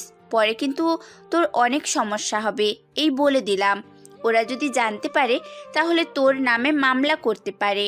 তো যেভাবে আইডি দিয়েছে ওইভাবে চালাতে থাক। আজকে কোনো কিছুর করার দরকার নেই, 2 থেকে 3 দিন যাক, এর পরের পরিস্থিতি বুঝে কাজটা চালিয়ে দিবি। হ্যাঁ, এরকম চিন্তা ভাবনা করেছি, আশা করি খুব শীঘ্রই তাদের জীবনে ফাটল ধরাবো আমি। জেরিন এইসব কথাবার্তা বলতেছে তার বন্ধু বান্ধবীদের সাথে। অন্যদিকে রাফি চুপচাপ বসে আছে তার বন্ধুদের সাথে। এমন সময় তার বন্ধু রোহান বলতে লাগলো, কিরে রাফি, কি হয়েছে? মন মারা হয়ে বসে আছিস কেন? কেউ কিছু বলেছে নাকি কোনো কিছু হয়েছে? তেমন কিছু হয় নাই, তবে আমি চিন্তা ভাবনা করতেছি যে জেরিনকে তো বাড়ি থেকে অপমান করে বের করে দিয়েছি। এখন সে যদি আমাদের মাঝে ফাটল ধরিয়ে আনে তখন আমরা কি করব? যদি এমন কিছু চোখের সামনে চলে আসে তখন তো বিশ্বাস করতেই হবে। আরে বেটা, চিন্তা করিস না, ওই মেয়ে কোনো কিছুই করতে পারবে না, শুধু এমনি হুমকি দিতে পারে, এছাড়া কোনো কিছুই হবে না। হ্যাঁ, এটাই যাতে হয়, অন্য কিছু যাতে না হয়। অন্য কিছু হলে কিন্তু ফাটল ধরবে, এই বলে দিলাম। আর ফাটল ধরলে কি হবে আমি নিজেও জানি না। দুইজন এইসব কথাবার্তা বলতেছে। দেখতে দেখতে বিকেল হয়ে আসলো। বিকেলে সবাই সবার বাসায় চলে গেল। এইদিকে রাফি তার রুমে চুপচাপ বসে আছে। এমন সময় তার রুমের ভিতরে প্রবেশ করলো তার আম্মু আর বলতে লাগলো, কিরে রাফি, কি হয়েছে? মনমরা হয়ে বসে আছিস কেন? তেমন কিছু হয় নাই, এমনিতেই মন মরা হয়ে বসে আছি। কোনো কিছু বলবে নাকি? বললে বলতে পারো। না, কোনো কিছু হয় নাই, আর বলবো না তোকে। দেখলাম নিচে নামতেছিস না, তাই আর কি তোর রুমে আসলাম। দেখ, ওই ব্যাপার নিয়ে এত টেনশন করিস না, কোনো কিছুই হবে না। এত টেনশন করলেই উল্টো তোর ক্ষতি হবে। হ্যাঁ আম্মু, আমি এখন বাইরে গেলাম। এই বলে রাফি চলে আসলো বাহিরে, তার বন্ধু বান্ধবীদের সাথে ঘোরাঘুরি করতে লাগলো। অন্যদিকে জেরিন তার বান্ধবীদের সাথে বসে আছে। এমন সময় ফারজানা বলতে লাগলো, জেরিন, একজনের করলে তো হবে না, করলে দুইজনের করতে হবে। একজনের করলে একজন বলবে হয়তো এটা মিথ্যে, আরেকজন বলবে এটা সত্যি, তখনই এরকমভাবে ঝগড়া হবে ঠিকই, কিন্তু পরবর্তীতে আবার মিলে যাবে। দুইজনের জন্য করলে অবশ্যই তাদের দুজনের মাঝে ঝগড়া বাঁধবে, এমনও হতে পারে অনেক বড় ঝগড়া। এটা একদম ঠিক বলেছিস, কিন্তু রাফির ছবি তো আমার কাছে নেই। আগে ছিল, ডিলিট করে দিয়েছি। তোদের কাছে আছে নাকি? আমার কাছে নাই, তবে রাফির সাথে ফেসবুকে অ্যাড আছি। তার ফেসবুক আইডিতে অনেকগুলো ছবি আছে, যদি বলিস ওইখান থেকে ডাউনলোড করে দিতে পারবো। বসে আছিস কেন? তাড়াতাড়ি দে। তাদের কি করবো আমি নিজেও জানি না। আমার শুধু হাত চুলকোচ্ছে, মনে হচ্ছে এক্ষুনি কাজে লেগে পড়ি, তাদের জীবন ছাড়খাড় করে দিই। আরে না, এত তাড়াহুড়ো করতেছিস কেন? বেশি তাড়াহুড়ো করলে কিন্তু অনেক সমস্যা, এটা তুই খুব ভালো করেই জানিস। হ্যাঁ আমি জানি, যাই হোক কয়েকদিন পর তাদেরকে নক দেব। তা ও আবার রাতের বেলা। শোন, আমরা সব বান্ধবীরা তোদের বাসায় থাকবো যেদিন, নক দিব। আমরাও দেখতে চাই কি বলে তারা। আমরা দুইজন তো আছি, 2 রকম ভয়েস দিয়ে দিব যদি চাই। আমি তো ছেলেদের ভয়েস নকল করতে পারি। হ্যাঁ একদম ঠিক করেছিস, এরকম বান্ধবী থাকলে আর কি লাগে। আমার তোরাই হচ্ছিস আসল বান্ধবী। এখন তাহলে কাজে লেগে পড়ি, আবারও যেতে হবে আমার ফ্রেন্ডের দোকানে। কিন্তু এখানে কার ছবি দেব? এই নে, এই ছবিটা দিয়ে দে। এই ছবিটা আমার চাচাতো বোনের, তার ছবি দিলে কোনো কিছুই হবে না, কারণ সে কিছুদিন আগে মারা গেছে। ও আচ্ছা, কিন্তু আমি ওর ছবি দিতে পারবো না। আমি চাই না কোনো পাপ কাজ করতে। তোর পিক দে, তুই তো তোর ফেস আমাদের ছাড়া অন্য কাউকে দেখাসনি। তোর ফেস আমরা না হয় ব্যবহার করি। ঠিক আছে, আমি আমার ছবি দিতেছি, তবে জাস্ট রাফির সাথে ছবি ব্যবহার করবি, অন্য কারোর সাথে যাতে ছবি ব্যবহার না দেখি আমি। ঠিক আছে, তুই কোনো চিন্তা করিস না, অন্য কারোর সাথে ছবি থাকবে না, জাস্ট রাফির সাথেই ছবি থাকবে কয়েকটা দিনের জন্য। ঠিক আছে, আমি আমার ছবি পাঠিয়ে দিয়েছি, তুই তোর কাজ কর গিয়ে, আমরাও এখন বাসায় যাই। এই বলে সবাই সবার বাসায় চলে গেল। অন্যদিকে জেরিন চলে আসলো আবারও তার ফ্রেন্ডের দোকানে। 2টা ছবি আবারও ওই রকমভাবে 20 থেকে 50টা ছবি বানিয়ে নিয়ে চলে আসলো বাসায়। দেখতে দেখতে এইভাবে কেটে গেল 4 দিন। এই 4 দিনে কোনো কিছুই করে নাই জেরিন। রাতে রাফি শুয়ে শুয়ে মনে মনে বলতে লাগলো, জেরিন তো এখনো কোনো কিছু করে নাই, আমার মনে হয় আর কোনো কিছু করবে না। এখন নিশ্চিন্তে থাকতে পারি। চিন্তা করলে আবার আমার মাথা ব্যথা করবে, তখন আবার আরেক সমস্যা। রাফি এইসব কথাবার্তা চিন্তা ভাবনা করতেছে, এমন সময় তার ফোনটা বেজে উঠল। তাকিয়ে দেখে রাফিয়া কল দিয়েছে। কলটা রিসিভ করে রাফিয়ার সাথে কথা বলতে লাগলো। কথা বলা শেষ করে দুইজন ঘুমের দেশে পাড়ি জমালো। পরের দিন সকালে দুইজন চলে আসলো কলেজে। অন্যদিকে জেরিন তার বান্ধবীদের উদ্দেশ্য করে বলতে লাগলো, এই সবাই শোন, আজকে রাতে তোরা সবাই আমাদের বাসায় থাকবি। আজকে রাতে কাজটা করতে হবে। আমার আর ভালো লাগে না ওদের সব কাণ্ড কারখানা দেখে। ঠিক আছে, তুই কোনো চিন্তা করিস না, আজকে রাতে আমরা সবাই তোদের বাসায় চলে যাব। জেরিন তার বান্ধবীদের সাথে এইসব কথাবার্তা বলতেছে। এমন সময় তাদের পেছনে এসে দাঁড়ালো রোহান। জেরিন তার বান্ধবীদের সাথে কি বলেছে এই সব কিছু শুনে নেয়। জেরিন আবারও বলতে লাগলো, আজকে কিন্তু আমাদের বাড়িতে তোদের দাওয়াত, রাতে আমাদের বাড়িতে থাকবি, সারা রাত আড্ডা দেবো তোদের সবার সাথে। আচ্ছা চল তাহলে এখন ক্লাসরুমে যাই, নিচে বসে থেকে আর কি করব। হ্যাঁ চল তাহলে যাওয়া যাক। সবাই চলে গেল ক্লাসরুমে। এইদিকে রোহান চলে আসলো রাফির কাছে।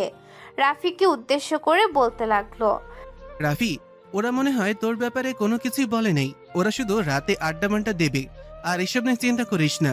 ওরা কি করতে পারবে? ওরা কোনো কিছুই করতে পারবে না। এইসব নিয়ে চিন্তা করলে আরো মাথা ব্যথা করবে। তবুও আমার কেমন যেন একটা ভয় হচ্ছে। যদি কোনো কিছু হয় তাহলে তো সমস্যা হবে, আর একবার যদি সমস্যা হয় তাহলে তো বুঝতেই পারছিস কি হতে পারে। ভাই, তুই এসব বিষয়ে এখানে বসে চিন্তা ভাবনা কর। আমি এখন ক্লাসরুমে গেলাম। আমি যে তোকে বারবার বলছি কোনো কিছুই হইব না, তবু তুই বিশ্বাস করতেছিস না। রাফি রোহানকে নিয়ে চলে আসলো ক্লাসরুমে। দেখতে দেখতে বিকেল হয়ে আসলো। সারাদিন ক্লাস করে রাফি চলে আসলো বাসায়। খাওয়া দাওয়া করে তার আম্মুর কাছ থেকে বিদায় নিয়ে বাইরে এসে তার বন্ধুদের জন্য অপেক্ষা করতে লাগলো। অন্যদিকে জেরিন বাসায় গিয়ে তার রুমটা খুব সুন্দর করে সাজানো গোছানো শেষ করে ফ্রেশ হয়ে নিচে এসে খাওয়া দাওয়া করে তার আম্মুকে উদ্দেশ্য করে বলতে লাগলো, আম্মু, রাতে আমার বান্ধবীরা আসবে, তুমি খুব ভালোভাবে ওদের জন্য রান্না করে নাও। ওরা কিন্তু আজকে আমাদের বাসায় থাকবে। আজকে আমার রুমে ছোটখাটো একটা পার্টি দেবো সবাই মিলে। ঠিক আছে, আমি সব কিছু রেডি করে রাখবো নে রান্না করার জন্য। তুই তাহলে এখন রেস্ট কর। জেরিন চলে আসলো তার রুমে। দেখতে দেখতে রাত হয়ে আসলো। রাতে সবাই খাওয়া দাওয়া শেষ করে রুমের ভেতরে বসে আছে। অন্যদিকে রাফি ফেসবুকিং করতেছে। এমন সময় হুট করে একটা নোটিফিকেশন আসলো, ফ্রেন্ড রিকোয়েস্ট পাঠিয়েছে। ফেসবুক আইডির ভেতর প্রবেশ করতেই রাফির মাথায় আকাশ ভেঙে পড়ার মতো অবস্থা। রাফি ছবিগুলো দেখার পর কান্না করে দিল। তাড়াতাড়ি ফ্রেন্ড রিকোয়েস্ট অ্যাকসেপ্ট করে মেসেজ দিল। এইদিকে ফারজানা বলতে লাগলো, জেরিন, এখন রিপ্লাই দেওয়ার দরকার নেই। এই নে আমার ফোন, তুই ম্যাডামের আইডিতে ফ্রেন্ড রিকোয়েস্ট পাঠা। 2 থেকে 3 মিনিট যাক, এরপরে রিপ্লাই দিব আমরা দুজনকে। ফারজানার কথা শুনে জেরিন এইরকম করতে লাগলো। অন্যদিকে জেরিনের একজন বান্ধবী রোহানের সাথে রিলেশন করে রোহানের সাথে বসে বসে কথা বলতেছে। এমন সময় রোহান বলতে লাগলো, আচ্ছা নাদিয়া, তুমি আমাকে কসম করে একটা কথা বলবে? সত্যি করে আগে বলো। হ্যাঁ বলবো, বলো কি বলতে হবে। আমি তোমার সব কথা শুনতে রাজি আছি এবং তোমার সকল প্রশ্নের উত্তর দিতেও রাজি আছি। তাহলে সত্যি করে বলো, আজ তোমরা কি পার্টি দিতেছো, বা রাফি এবং রাফিয়া ম্যাডামের সাথে কোনো কিছু করতে যাচ্ছ না তো? আসলে রোহান ওরা দুইজন 2টা আইডি খুলেছে। ওই 2টা আইডি দিয়ে দুজনকে ফ্রেন্ড রিকোয়েস্ট পাঠিয়েছে। ওদের সাথে খুবই খারাপ কিছু হতে যাচ্ছে। তুমি প্লিজ রাফি এবং রাফিয়া ম্যাডামকে ফোন দিয়ে বলে দাও তাড়াতাড়ি। আর আমি যে এই সব কিছু বলেছি কাউকে বলবে না। আমি তোমার সাথে হয়তো আজকের কথা বলতে পারবো না। এখন যদি কথা বলি তাহলে ওরা সন্দেহ করবে। তুমি তাড়াতাড়ি দুজনকে ফোন দিয়ে বলে দাও ওদের সাথে তাল মিলিয়ে কথা বলার জন্য, যাতে দুজনের মাঝে কোনো ফাটল না দেয়। এই বলে নাদিয়া কলটা কেটে দিল। অন্যদিকে রোহান তাড়াতাড়ি করে রাফিকে কল দিয়ে পুরোটা বুঝিয়ে দিল। পুরোটা বুঝিয়ে দেওয়ার পর আবার কল দিল রাফিয়া ম্যাডামকে। রাফিয়া ম্যাডামকে সবকিছু বুঝিয়ে দেওয়ার পর রাফিয়া ম্যাডামও বুঝে ফেললো। দুইজন সারা রাত ওদের সাথে চ্যাটিং করলো। এইদিকে রাফিয়ার সাথে কি কথা বলেছে চলেন আমরা শুনে আসি। দেখেছো ওরা কত কিছু করেছে আমাদের সম্পর্ক ভেঙে ফেলার জন্য। হ্যাঁ, তোমার ওইরকম ভাবে ওই মেয়েটার সাথে ছবি দেখে আমি কান্না করে দিয়েছিলাম। ভেবেছিলাম এই সব কিছু সত্যি, কিন্তু ওরা যে এরকম ভাবে এডিট করে আনবে আমি আগে জানতাম না। চলো আমরা একটা প্ল্যান করি। কি প্ল্যান বলো? কালকে দুজন কলেজে যাব, ঠিক, কিন্তু কারোর সাথে কেউ কথা বলবো না। আমি কথা বলতে চাইলে তুমি আমাকে রাগ দেখাবে, ওদের সামনে বোঝাবে যে আমাদের সম্পর্কে ফাটল ধরেছে। তাহলে ওরা দেখবে যে কত মজা পাবে। ঠিক আছে, আর আমি চিন্তা ভাবনা করেছি যে 1-2 মাস গেলে এরপরে বিয়ে করে ফেলবো, কারণ সামনে শীতকাল আসতেছে। শীতকালে বিয়ে করব তোমাকে। ঠিক আছে, তখন না হয় দেখা যাবে। 2 পরিবার একসাথে হলে তো কোনো কথা বলা যাবে না। 2 মাস যাক, এরপরে না হয় কথাবার্তা বলা যাবে। এখন ঘুমাও তাহলে। এই বলে দুইজন ঘুমের দেশে পাড়ি জমালো। পরের দিন সকাল 10টায় রাফি তার বন্ধুদের সাথে চলে আসলো কলেজে। অন্যদিকে জেরিন এবং তার বান্ধবীরা অনেক আগেই চলে এসেছে। এইদিকে রাফিয়া ম্যাডাম কলেজের ভেতরে দাঁড়িয়ে আছে রাফির সামনে। আস্তে রাফি বলে বলে দেখাতে লাগলো জেরিনদেরকে। রাফিয়া ম্যাডামকে কিছুক্ষণ কথা শোনানোর পর রাফিয়া ম্যাডাম চলে গেল তার কেবিনে। এইদিকে জেরিন তার বান্ধবীদেরকে উদ্দেশ্য করে বলতে লাগলো, বাহ, এক রাতের ভেতরে ওদের দুজনের মাঝে ফাটল ধরিয়ে ফেলেছি। আর কি লাগে?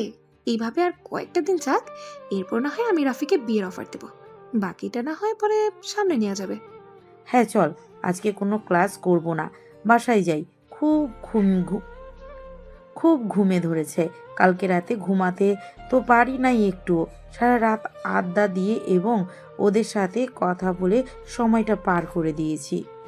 হ্যাঁ চল, যার যার বাসায় চলে যাই। সবাই সবার বাসায় চলে গেল। এইদিকে রাফিয়া ম্যাডাম তার কেবিনের ভেতরে প্রবেশ করতেই ফাতেমা ম্যাডাম বলতে লাগলো, কি ব্যাপার রাফিয়া? রাফি তোমার সাথে ওই সময় খারাপ ব্যবহার করেছে কেন? তোমাদের মাঝে কি ঝগড়া হয়েছে নাকি অন্য কিছু? ম্যাডাম বলেছিলাম না আমাদের সম্পর্কে ফাটল ধরবে, সেই ফাটল ধরতে গিয়েছিল, কিন্তু ফাটল ধরার আগে সব কিছু জেনে গেছি। তাদের সাথে তাল মিলিয়ে আমরা প্ল্যান করেছি এরকম করব। বেশ ভালো কাজ করেছো। এখন আমি তোমাকে বলি, যত তাড়াতাড়ি পারো বিয়েটা করে নাও। বিয়েটা করে ফেললে আর কোনো সমস্যা হবে না। আর কেউ কিছু করতে গেলেও তোমরা তো বাড়ির ভেতরেই থাকবে। কোনো কিছু করলে দুজন দুজনের কাছে ফোনে থাকবে, দেখতে পারবে কে কি করো। ঠিক আছে, আমরাও সিদ্ধান্ত নিয়েছি 2 মাস পরে বিয়েটা করে ফেলবো, তবে 2 মাসের আগেও করে ফেলতে পারি, এটা কোনো শিওর নেই। আমরা ওদের শেষ দেখতে চাই, ওদের শেষ দেখে এরপরে বিয়ে করব। তাহলে আরও বেশি ভালো হবে। দেখো ওরা কি করে আর তোমরাও কি করো। হ্যাঁ আচ্ছা, এখন আমি ক্লাস করতে যাই। এই বলে দুইজন চলে গেল দুইটা ক্লাসরুমে। রাফিয়া ম্যাডাম রাফিদের ক্লাসরুমে প্রবেশ করে ক্লাস করাতে লাগলো। এদিকে রোহান রাফিয়া ম্যাডামকে উদ্দেশ্য করে বলতে লাগলো, কালকে রাতে তো একটা ফাটল ধরার হাত থেকে বাঁচাইছি দুইজনকে। এখন আমাকে ট্রিট দেন তো আপনি, আপনাদের কাছে ট্রিট পাও না। ঠিক আছে, চিন্তা করো না, আজকে তোমরা ট্রিট পাবে, যেটা খেতে চাইবে সেটা খাওয়াবো আমি। তাহলে তো আজকে পেট পুজোটা হয়ে যাবে, রাতে খাবার খেতে হবে না, জমিয়ে খাবো আপনাদের কাছ থেকে। দেখি কতটা খাওয়াতে পারেন। যতটা খেতে চাইবে ততটা খাওয়াতে পারবো আমি, আল্লাহ সেই সামর্থ্য দিয়েছে আমাকে। এখন চুপচাপ ক্লাস করতে থাকো, কোনো কথা বলবে না। এই বলে রাফিয়া ম্যাডাম ক্লাস করতে লাগলো। দেখতে দেখতে বিকাল হয়ে আসলো। বিকালে সবাই চলে আসলো একটা হোটেলে। খাওয়া দাওয়া শেষ করে কিছুক্ষণ ঘোরাঘুরি করে যার যার বাসায় চলে গেল। দেখতে দেখতে এইভাবে কেটে গেল 1 মাস 15 দিন। রাফি এবং রাফিয়া যে প্ল্যান করেছিল সেই প্ল্যান মতো এগোচ্ছে। রাফি তার বন্ধুদের সাথে বসে আছে কলেজের আম গাছের নিচে। এমন সময় জেরিন আসলো। জেরিন রাফিকে উদ্দেশ্য করে বলতে লাগলো, রাফি, তুমি কি রাফিয়া ম্যাডামের সাথে রিলেশন করো না? কলেজে তো দেখি না আগের মতো কথা বলতে, এবং ম্যাডাম কথা বলতে চাইলে তুমি কেমন যেন ব্যবহার করো ম্যাডামের সাথে। আমার মনে হয় তোমাদের মধ্যে ঝগড়া হয়েছে, তাই না? ঝগড়া তো হয় নাই, উনি আমার থেকে বড়, তাই আমি ওনার সাথে রিলেশন ব্রেকআপ করে দিয়েছি। খুব ভালো কাজ করেছো। এখন যদি আমি তোমাকে প্রপোজ করি তাহলে তুমি অ্যাকসেপ্ট করবে?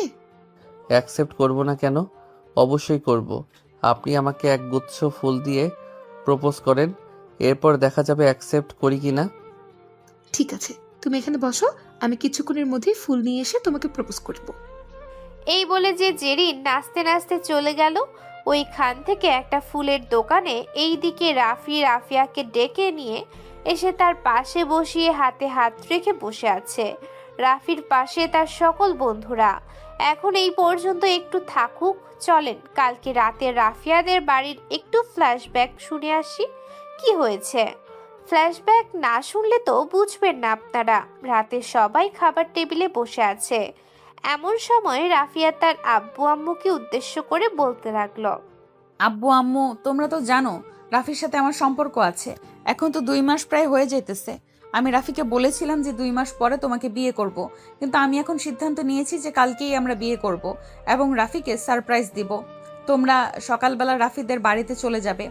রাফিদের বাড়িতে গিয়ে আমাদের বিয়ের আলোচনা করবে। আলোচনা করে রাতের দিকে যাতে আমাদের বিয়ে হয় সেই সব কিছু রেডি রাখবে।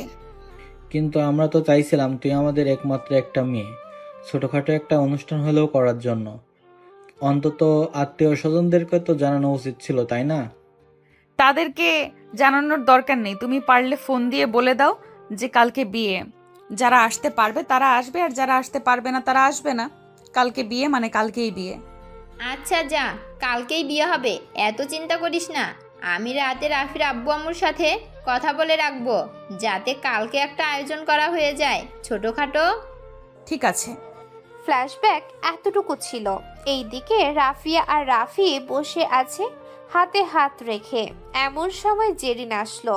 দুইজনকে হাতে হাত রেখে বসে থাকতে দেখে বলতে লাগলো, কি ব্যাপার রাফি? তুমি না বলে রাফিয়া ম্যাডামের সাথে রিলেশন করো না, তাহলে এখন এভাবে হাতে হাত রেখে বসে আছো কেন? মানুষ এইভাবে বসে থাকলে কি বোঝা যায় বলেন তো আমাকে? তার মানে তোমাদের মধ্যে কোনো কিছুই হয়নি? না, আমাদের মাঝে কোনো কিছুই হয় নাই। আপনারা যে এরকমভাবে প্ল্যান করেছিলেন ওই রকমভাবে আমরাও প্ল্যান করে আপনাদেরকে ধোঁকা দিয়েছি। মিস জেরিন, আপনাকে আমাদের বিয়ের দাওয়াত। আজকে রাতে আমাদের বিয়ে। রাফি চলো, বাসায় চলে যাব। স্যারের কাছ থেকে ছুটি নিয়েছি। রাফি তার বন্ধু বান্ধব এবং রাফিয়াকে নিয়ে চলে আসলো বাসায়। বাড়িতে এসে দেখে তাদেরকে বিয়ের সকল আয়োজন করা হয়ে গেছে। আয়োজন শেষ হতেই রাতে তাদের বিয়ে হয়ে গেল। এইদিকে রাফি এবং তার বন্ধুরা বসে বসে আড্ডা দিতেছে। এমন সময় রুমের ভিতরে প্রবেশ করলো রাফিয়া। রাফিয়াকে দেখে রোহান বলতে লাগলো, মামা এই নে, জিনিসটা কাজে আসবে। আর জেরিনের খবর জানিস কি কি হয়েছে? না, জানি না কি হয়েছে। সে রাগের বশে তার চাচাতো ভাইকে বিয়ে করে ফেলেছে, তাও আবার আজকে কিছুক্ষণ আগে আমার গার্লফ্রেন্ডকে জানিয়েছে। যাক, ভালো হয়েছে। এখন তাহলে তোরা যা, আমি আমার ম্যাডাম বউয়ের সাথে একটু রোম্যান্স করি। হ্যাঁ মামা, সবকিছুর ব্যবস্থা করে দিয়েছি, খালি রোম্যান্স করতে থাক। আমরা তাহলে গেলাম। এই চল, যাওয়া যাক তাহলে এখন। এই বলে রোহান ওইখান থেকে চলে গেল। এইদিকে রাফি দরজাটা লাগিয়ে দিয়ে রাফিয়াকে কোলে তুলে নিয়ে চলে আসলো বিছানায় আর বলতে লাগলো, যাক, অবশেষে দুই ম্যাডামকে বিয়ে করে ফেললাম। আমাকে ফাঁসিয়ে ফুসিয়ে বিয়ে করেছেন, এখন আদর সহ্য করার জন্য রেডি হন। আমি রেডি আছি, আপনি যা ইচ্ছা তাই করতে পারেন আমার দুষ্টু বর। রাফিয়ার কথা শুনে রাফি রাফিয়ার উপরে ঝাঁপিয়ে পড়ল। এখন শীতকাল, শীতের রাতে রাফি রাফিয়াকে বেশ ভালো করেই আদর করতেছে। তারা তাদের আদরে ব্যস্ত থাকুক। এখন আমরাও বিদায় নেই। সবাই রাফি এবং রাফিয়ার জন্য দোয়া করবেন যাতে তাদের ঘরে ছোট্ট একটা ছেলে অথবা মেয়ে বেবি আসে। আজকের গল্পটা এখানেই শেষ করলাম। আসসালামু আলাইকুম। ধন্যবাদ সবাইকে।